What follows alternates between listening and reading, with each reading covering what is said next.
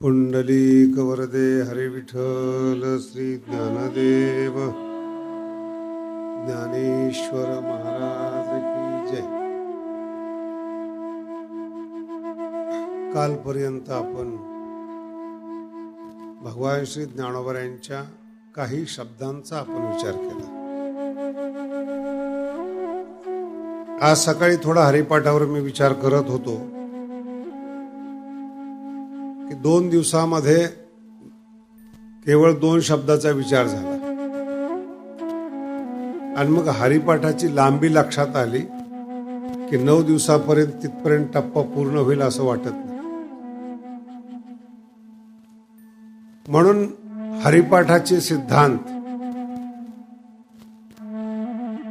हा शब्द फार चांगला आहे. ठराविक सिद्धांत, हरिपाठ कसा सोडवायचा आणि हरिपाठावर चिंतन कसं करायचं, आपण असं गृहीत धरू की या 9 दिवसामध्ये आपल्याला हे प्रशिक्षण मिळेल आणि घरी गेल्यानंतर मग अशा पद्धतीने तुम्ही हरिपाठाचा अर्थ लावा. जमलाच तर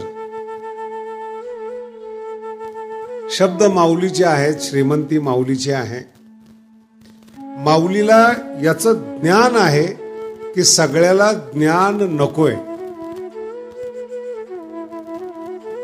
भाषा लक्षात येते. माऊलीला याचं ज्ञान आहे की सगळ्याला ज्ञान नकोय. हे जरी असलं तरी ज्ञानाशिवाय आनंद नाही हे सुद्धा माहिती.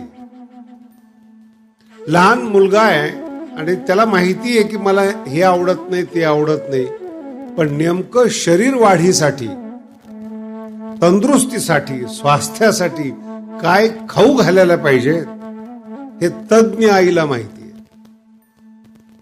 तज्ञ आईला. आई पण हुशार लागते बरं का. असं काही खात असलं म्हणून मुलाचा गणपती करून ठेवणाऱ्या आया भरपूर आहेत. काही आयात इतक्या सुंदर आहेत, आम्हाला सांगतात आमचं पोरगा अजिबात त्रास देत नाही. मी त्या पोराची साईज बघितली, 5व्या वर्षी ते 10 वर्षाचं दिसतं. ते वय किती? शरीर वाढलं म्हणजे बुद्धी वाढत नाही. लक्षात येते? शरीर वाढलं म्हणजे मी तुमच्याबद्दल बोलतोय. वय वाढलं म्हणजे बुद्धी वाढत नाही. शरीर वाढलं म्हणजे बुद्धी वाढत नाही. ज्ञान नकोय असं माणसांना वाटतं. त्यांना धन पाहिजे, विषय पाहिजेत, मनोरंजन पाहिजे. म्हणून विनोदाचे कार्यक्रम फार मोठ्या प्रमाणात चालतात. याचं महत्वाचं कारण आहे, विनोद ताण तणाव कमी करतो, तात्पुरता का होईना. ताण तणाव कमी करतो. याचा अर्थ घरात ताण तणाव आहे म्हणून विनोदाची गरज आहे. तसंच ज्ञानाची देखील गरज आहे. ताण तणाव हा भास आहे, याचा अभ्यास झाला पाहिजे.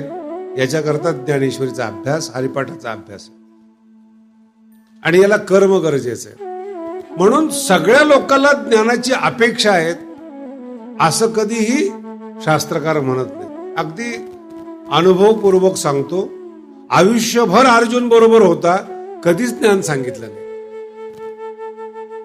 अर्जुनाला आयुष्यात कधी ज्ञानाची गरज पडली नाही. कृष्ण आहे, प्रेम आहे, दिवस आनंदाने चाललेत, भरपूर आहे, ज्ञानाची गरज वाटली नाही. संकट काळ उपस्थित झाला आणि मग गीतेची आवश्यकता पडली. त्याच टायमाला कृष्ण हजर आहे. याला पुण्य म्हणतात. जिथं दुःख आहे तिथं दुःख निवारण करणारा पाहिजे. हे मानवी जीवनातली सूत्रता आहेत. पुण्याची गरज आहे. आपण अनेक ठिकाणी ह्या गोष्टी ऐकलेल्या आहेत. पैसा आहे, सगळं आहे, पण संकटात सापडल्यानंतर निसटण्यासाठी काहीच नव्हतं. सामर्थ्य आहे म्हणून मोठे मोठे गुंड लोक पहा, एकटे गाठण्याचा प्रयत्न करतात. सामुदायिक हल्ला करू शकत नाही. बॉडीगार्ड वगैरे बरोबर ठेवतात, पण ते पाळत ठेवणारे एकटा शोधतात. आणि एकटा असल्यानंतर त्याला काही चालत नाही. अर्जुन हा एकटा नाहीये. संकट काळात देव आहे. माझा अर्थ कळायला फार वेळ लागला. 24 तास देव लागत नाही. अर्थ कळला का? 24 तास देव लागत नाही, देवाला बांधून ठेवू नका. नाही नाही, तो सतत माझ्या बरोबरच, तो आहे बरोबर, हा भाग वेगळा आहे. तो कणाकणामध्ये आहे म्हणजे तुमच्यामध्ये पण आहे, पण त्याची आवश्यकता नाही तुम्हाला. जिथं दुःख आहे, जिथं संकट आहे, आपली लोक जिथं धोका देतात, तिथे ईश्वर पाठीवर हात फिरवणार आणि जिवंत ईश्वर संताच्या रूपाने आपल्या पाठीवरून हात फिरवतो. तिला माऊली म्हणतात. संत हे चालते बोलते ईश्वर. आजी ज्ञानेश्वरी हरिपाठ आपण ऐकतो ना, हे काही नोबेल पुरस्कारासाठी लिहिलेले ग्रंथ नाही आणि 750 वर्षापूर्वी कुठला पुरस्कार नव्हता. दया आली, पुरुष असून माऊली म्हटले. विश्वातले पहिले माऊली आहेत. तत्व सांगतात, रस्ता सांगतात, ध्येय सांगतात, बोटाला धरून चालवतात, दुःखातून बाहेर काढतात. तुमचं आमचं ज्ञान किती कठीण आहे. वर्तमान काळात किती इंग्रजी मोठी झाली. इंग्रजी शिकल्यानंतर ॲटिट्यूड येतं. म्हणजे काय, दारू कशी प्यावी, कपडे कसे घालावेत, ड्रेस कोड काय असला पाहिजे, शास्त्र ज्ञान देतं. इंग्रजीत दारू प्यायला शिकवते, अनादर शिकवते. इंग्रजीमध्ये तुम्ही शब्द नाहीत, आपण शब्द नाहीयेत. बाप असो, गुरु असो, एकच शब्द यू, तू. आदर आपल्या भाषेमध्ये, आदर संस्कृतमध्ये. ज्ञान देणारी भाषा आदर शिकवते. गावोगावी शाळेत लिहिलेले विद्या विनयेन शोभते. कॉलेजमध्ये लिहिलेलं नाहीये विद्या विनयेन शोभते. तिथलं वेगळं वातावरण आहे. इंग्रजी संस्कृतीहीन बनवत चाललेली. ज्ञानासाठी इंग्रजी आवश्यक आहे. माझा अर्थ लक्षात ठेवा. मोकळं वागायचं असेल तर इंग्रजी तुम्हाला मदत करते. आणि आपली ऋषी प्राचीन, जुनं तेच सोनं असतं. ऋषी मुनींनी आपलं आयुष्य खर्च करून भाषा तयार केली, ज्ञान तयार केलं, आपल्यापर्यंत पोहोचवलं. ज्ञानोबांनी त्या ज्ञानाला, अनुभवाला, योगाला आणि भक्तीला मराठी भाषेमध्ये कन्वर्ट केलं, आपल्यापर्यंत पोहोचवलं. कधीतरी हरिपाठ वाचून पहा, कळेल तुम्हाला. म्हणून काल जिथं विषय संपवला होता, साधी येल्या, इथे कर्म आहे. तुम्हाला ठीक आहे, ज्ञान नकोय, पण जे काही चांगलं या जगातलं आहे ते कष्टाशिवाय मिळत नाही. धन असेल, मान असेल, त्यासाठी कष्ट आवश्यक आहेत, कर्म आवश्यक आहेत, योग्य कर्म आवश्यक आहेत. आणि जाता जाता कालचा राहिलेला विषय सांगून जातो. जे कर्म न करता श्रीमंत होण्याचा विचार करतात, भगवंताला ती लोक आवडत नाहीत, म्हणून सुखी नाहीत. श्रीमंत आहेत. श्रीमंत असणं वेगळं, धनवान आणि सत्तावान असणं वेगळं, आनंदी असणं वेगळं. म्हणून राजकारणी लोक ग्रंथ लिहू शकत नाहीत, विशेष करून ज्ञानाचा. आत्मचरित्र लिहू शकतात. आणि जगातल्या एका लेखकाने सांगितलेलं आहे की आत्मचरित्र हे खरं नसतं, कारण की जे आवडतं तेच लिहिलेलं असतं, खरं लपवलेलं असतं. ज्ञानोबांचा अधिकार पहा काय आहे. ज्ञानोबा म्हणतात, तुम्हाला माहित नाही, त्या मुलाला माहित नाही नेमकं काय पाहिजे. ठीक आहे, पण पौष्टिक काय ते देतात. पण पहिल्यांदा जर तुम्हाला परमार्थ करायचा असेल, कष्ट करायची तयारी ठेवा. ज्याला कष्ट करायचे नाही त्याला देव मिळणार नाही. माऊलीला जर कष्ट करावे लागतात, साधी येल्या म्हणावं लागतं, सामान्य जीवाचा काय प्रश्न आला. आणि नकार देणं अतिशय सुलभ आहे. कोणत्याही चांगल्या माणसाविषयी, मानाविषयी, ज्ञानाविषयी मला आवडत नाही म्हणणं सोपं आहे, समजून घेणं अवघड आहे. साधी येल्या मुक्त अवस्था आहे. आणि मुक्त अवस्थेतलं जे जीवन असतं ते उमलतं, हृदय उमलतं, मन उमलतं, बुद्धी उमलते. तो जो सुगंध आहे ना, तो या ज्ञानेश्वरीच्या वक्त्याच्या मुखातून बाहेर पडतो. त्या सुगंधाने माणसं शांत होतात. पटतंय का? नाही? हरिपाठातून सांगतो. प्रपंची निवाले साधू संगे. हळूच म्हणा, शब्द आपल्या बरोबर बोलतात. प्रपंची, प्रपंच आणि संसार या दोघातला अंतर लक्षात ठेवा बरं का. आसोनी संसारे म्हणजे संसारात राहा असं नाही. प्रत्येक माणूस संसारातच असतो, तो साधू का असेना. संसार सोडताच येत नाही.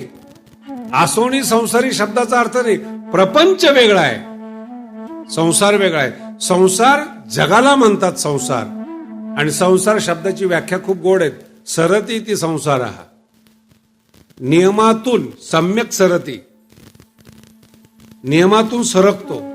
सरकतो शब्दाचा अर्थ 4 वर्षापूर्वी पोरगा वेगळा होता, आज वेगळा आहे, उद्या वेगळा आहे, परवा वेगळा आहे, एकदम वेगळा नाही होत. सम्यक सरती. पृथ्वी सरकते, सूर्य सगळे फिरतायत. फिरतायत म्हणजे सरतायत. म्हणून जगातला कुठलाही व्यक्ती, देव जरी अवतारातला आला तरी तो संसारिकच आहे. मग त्रास होतो प्रपंचामध्ये. प्रपंच शब्दाचा अर्थ खूप चांगल्या पद्धतीने ऐका बरं का. पंचानन म्हणतो ना आपण सिंहाला. पंच, 5 तोंड नसतात सिंहाला. काही महान आहेत लोक. पंचानन पचू विस्तारने धातू आहे. ज्याचं तोंड मोठं आहे, आनन म्हणजे तोंड, पचू विस्तारने धातू आहेत. जो जन्माला आलेला आहे आणि मरेपर्यंत संसाराचा विस्तार करतो त्याला प्रपंच म्हणतात.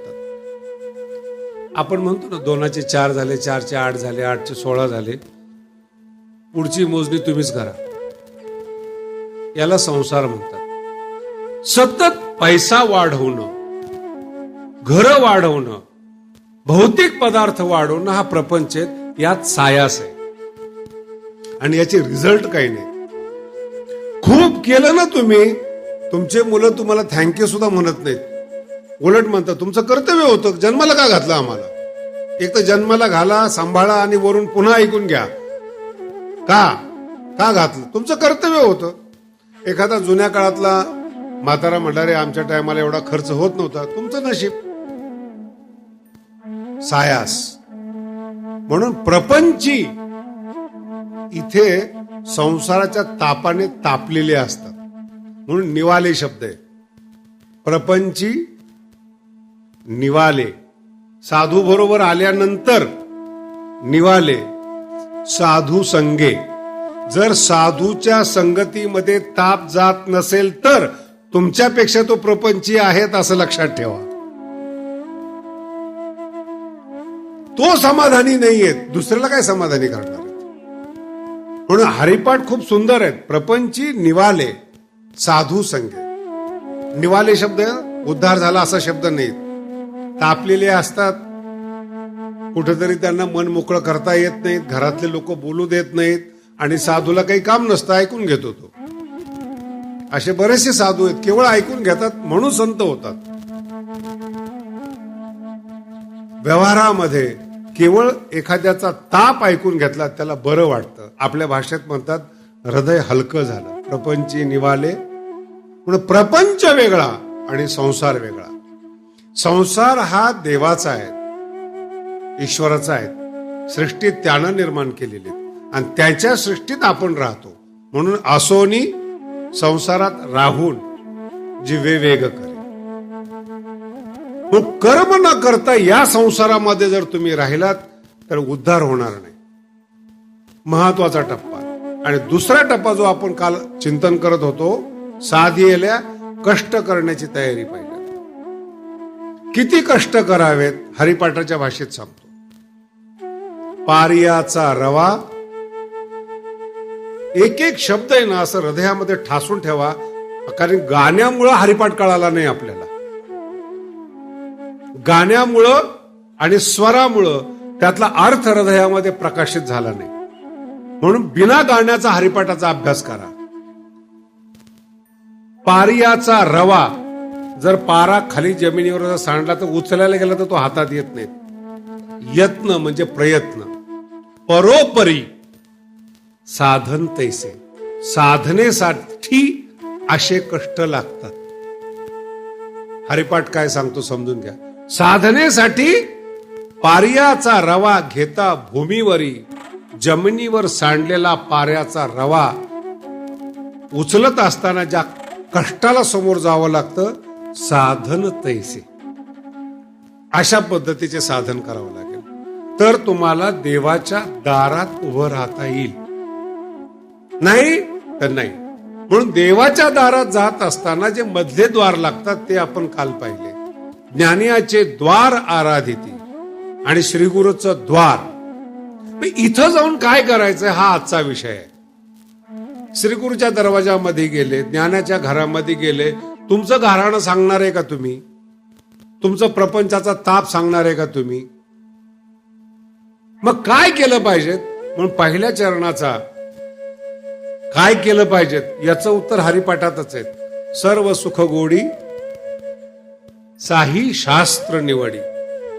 माऊलीचे शब्द आहेत. एखाद्याला वाटेल सर्व सुख म्हणजे संसारातलं सगळं सुख, बायका पोरांचं, धनाचं, मानाचं. सर्व शब्दाचा अर्थ आहे ब्रह्म. सर्व सुख शब्दाचा अर्थ काय? जर तुला ब्रह्म सुखाची गोडी असेल तर सर्व सुख गोडी पूर्ण होतो शब्द इथं. सर्व सुख गोडी परब्रह्माची गोडी हवी असेल तर ते कसं आहे परब्रह्म? साही शास्त्र निवडी. आपण या 9 दिवसामध्ये बऱ्याच शब्दांना आपण मोकळं करत जाणार आहोत. घरी गेल्यानंतर आपल्याला जास्त आनंद. कोणते 6 शास्त्र? साही शास्त्री निवडी ना. पुन्हा प्रश्न आहेत, आम्ही आमच्या मनाने 12 शास्त्रातले निवडायचे का? नाही. हरिपाठाचंच दुसरं प्रमाण आहे. वेदशास्त्र प्रमाण श्रुतीचे वचन. एक शब्द फार गोड आहे, जरा अन्वय आला पाहिजे माणसाला, म्हणजे ते शब्द आपल्या बरोबर बोलतात. ते वेद आणि शास्त्र असा अर्थ नाही. वेदाला प्रमाण मांडणारं शास्त्र आणि श्रुती. आता ते दोनदा वेद शब्द येत नाहीत. वेद शास्त्र पुन्हा श्रुती असं द्विरुक्ती करत नाहीत ज्ञानोबा आहेत. वेदाला प्रमाण मांडणारी शास्त्र आणि श्रुती हे प्रमाण आहे.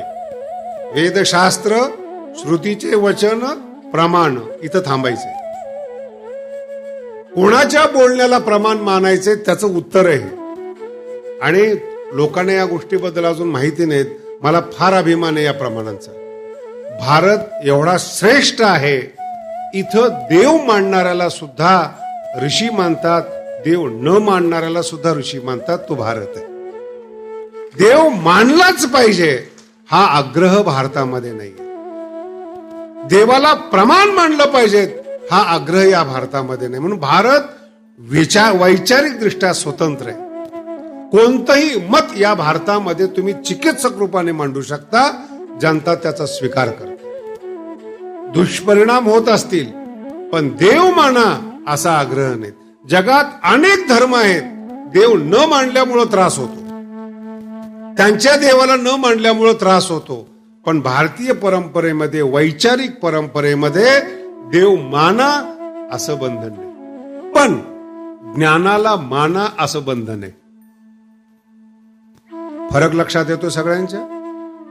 देव नाही मानला तुमचं नुकसान, तुमचा फायदा. ज्ञानाला जर नाही मानला देव कळणार नाही.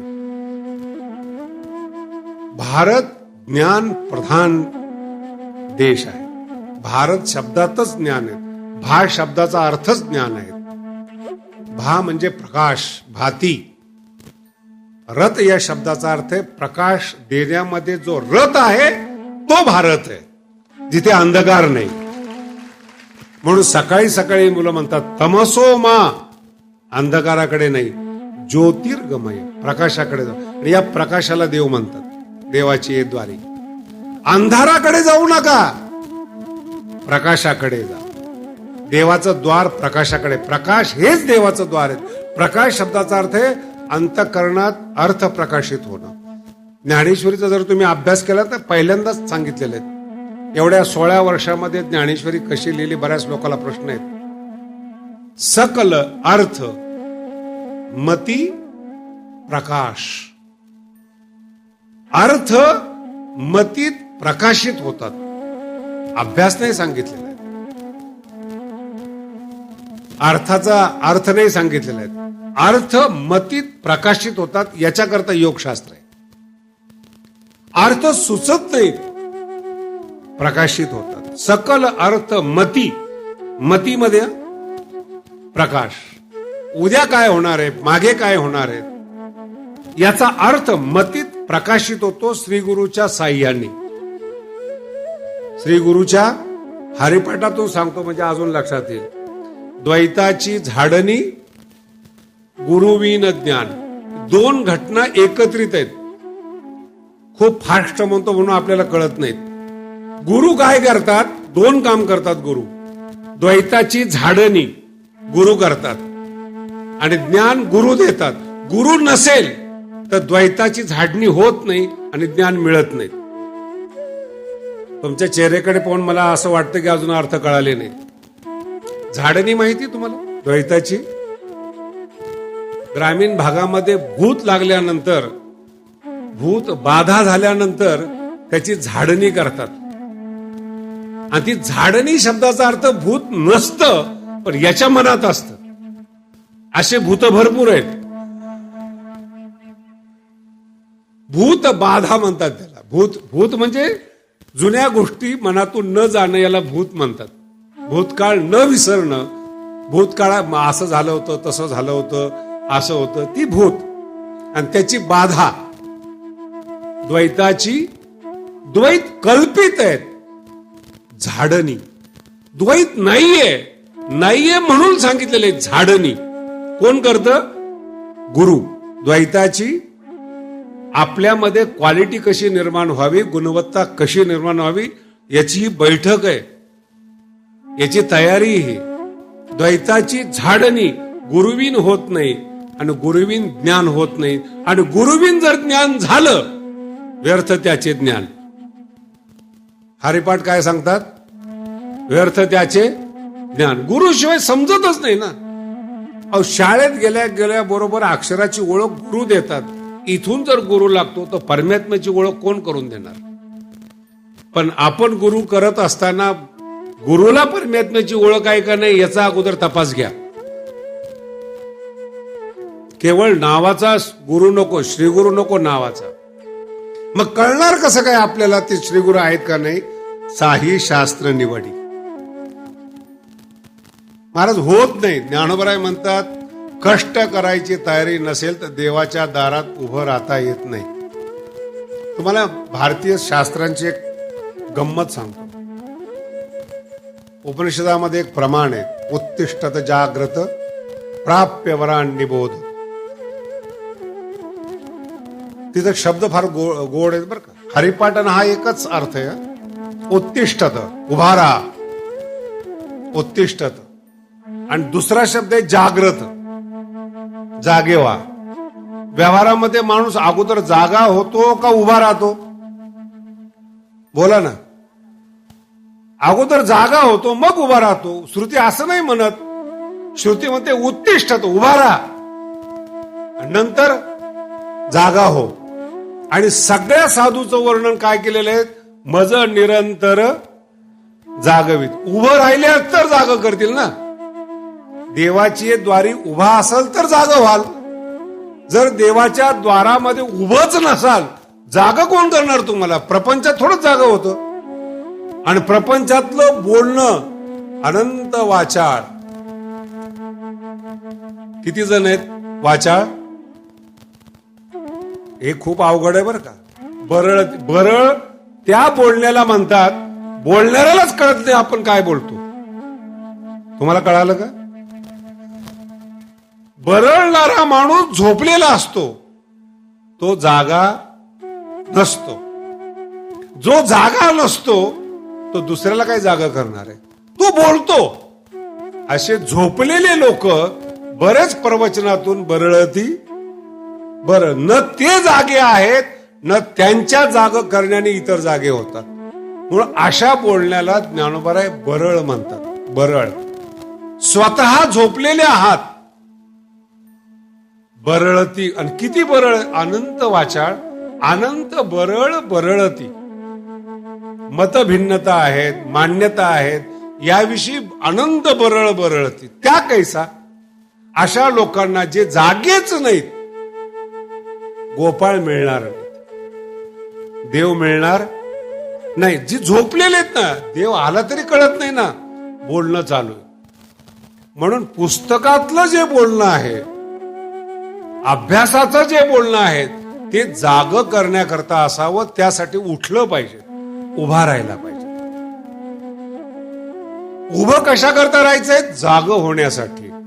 मग कसं जाग होणार? साही शास्त्र निवडी, वेद प्रमाण असणाऱ्या शास्त्रांचा अभ्यास करा.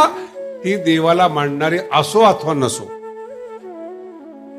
पूर्वमीमांसा शास्त्र हे देवाला मानत नाही, कर्माला मानतं. कोणाला तरी मानतं ना, ते देवाला नसेल मानत, पण मानतं. पण वेदाला प्रमाण मानतं, म्हणजे ज्ञानाला प्रमाण मानतं. मी बरेचसे साधू संत पाहिलेत. एक मोठा श्रीमंत शिष्य आला होता एका साधूचा. माझं खूप कधी कधी असे काहीतरी चुकत असेल म्हणून हे लोक भेटतात मला. असे ते शिक्षा म्हणून मी समजतो. असे लोक, चुकीचे लोक भेटणं पण शिक्षा असते बरं का, देवाने दिलेली असते. विनाकारण तुमचं डोकं खराब करणं म्हणजे तुम्ही केलेल्या चुकीचं ते फळ आहे. तो श्रीमंत माणूस आल्यानंतर त्यांनी मला ज्ञान सांगायला सुरुवात केली. अजून तुम्हाला भिन्नता नाही कळाली. तो कोण आहे? श्रीमंत आहे, म्हणजे धनवान आहे. पैसा कमवण्याचा मार्ग त्याला माहिती आहे, परमार्थाचा मार्ग त्याला माहीत नाही. त्यांनी परमार्थाविषयी कसं काय बोलावं? ही विसंगती कशी काय? मग त्यांनी मला बोलायला सुरुवात केली. महाराज, देव असं आहे, देव तसं आहे, देवाबद्दल असं आहे. माझाही नाईलाज होतो गणपतीप्रमाणे. 10 दिवस गणपती माणसामध्ये राहतो. नको नको ते गाणे ऐकतो, नको त्याचा डान्स पाहतो. 10 दिवसात तो निघून जातो, सुखी राहतो. त्याला मी मुक्ती म्हणतो. त्याला दरवर्षी मुक्ती असते 10 दिवसानंतर, आणि दरवर्षी शिक्षा असते.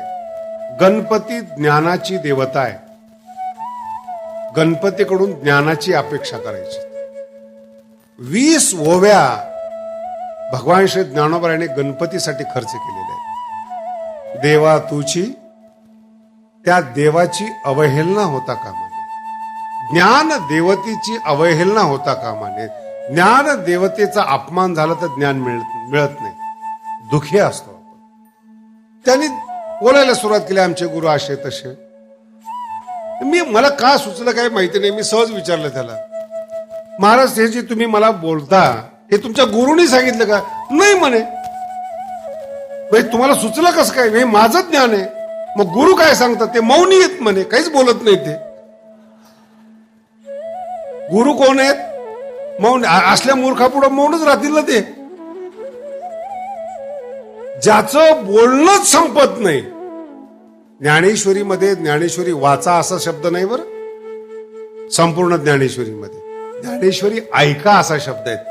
तुम्ही संसारात भरपूर बोललात, आता ज्ञानेश्वरी ऐका, किंबहुना श्रवण करा.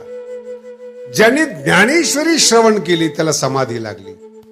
श्रवणा सवे सुमना समाधी जोडे. आणि ज्यांनी ज्ञानेश्वरी ऐकली तो विद्वान झाला. ऐकली या वाखाणी ज्ञानोबा व्यसन न लावी. विद्वान व्हायचं असेल तर ज्ञानेश्वरी ऐका. समाधीत जायचं असेल तर ज्ञानेश्वरी श्रवण करा. तुमच्या मनावर आहे, पण ज्ञानेश्वरी वाचा.